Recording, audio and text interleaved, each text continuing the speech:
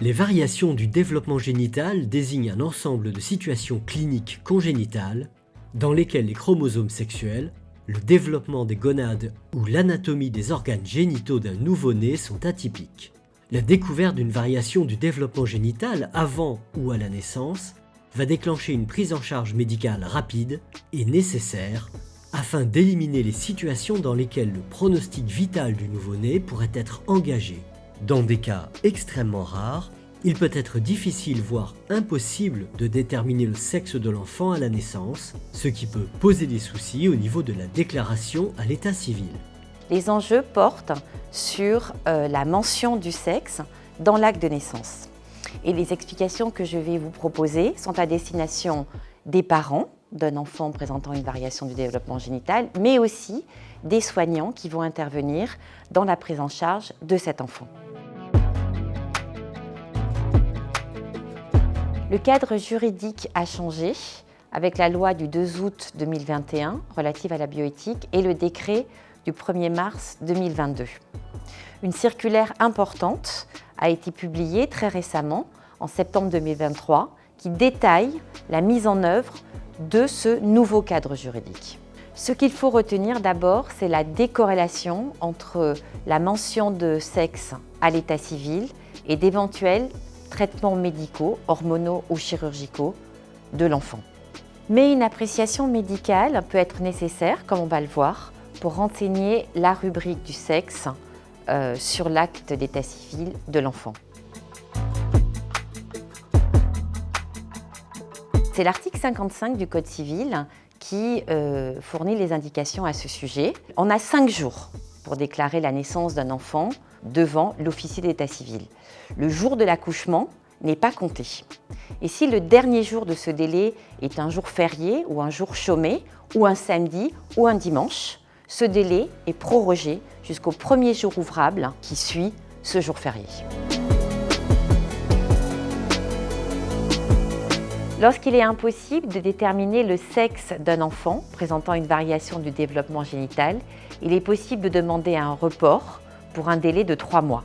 Dans cette hypothèse, lorsque le report a été demandé puis accordé par le procureur de la République, sur l'acte de naissance, il n'y aura aucune mention du sexe et même la rubrique sexe n'apparaîtra pas. Dans les 3 mois, les parents doivent adresser au procureur de la République une attestation médicale indiquant le sexe de l'enfant.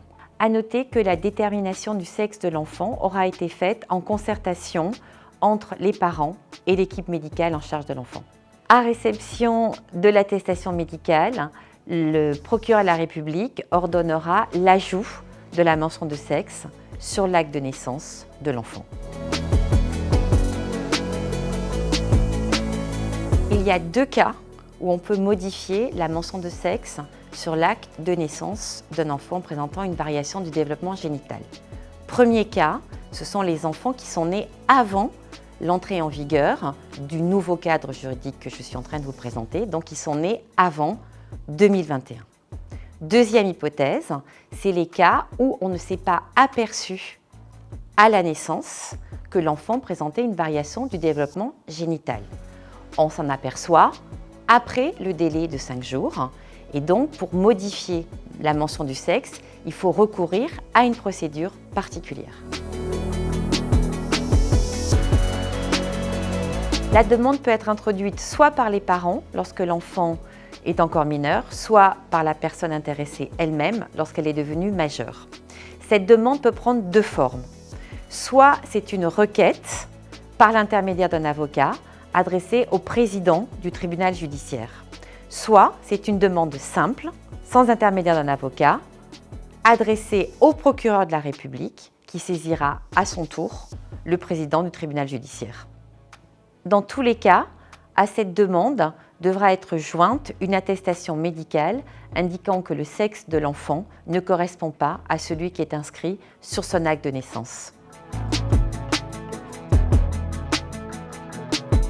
Normalement, toute modification, tout ajout sur un acte de naissance est visible.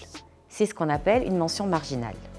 Précisément, pour les enfants présentant une variation du développement génital, une règle dérogatoire existe par respect pour leur vie privée. Les modifications, report, ajout de la mention de sexe sur l'acte de naissance ne figureront pas sur la copie intégrale de l'acte de naissance. Néanmoins, toutes ces informations ne seront pas effacées. Elles resteront consignées dans le registre de l'état civil.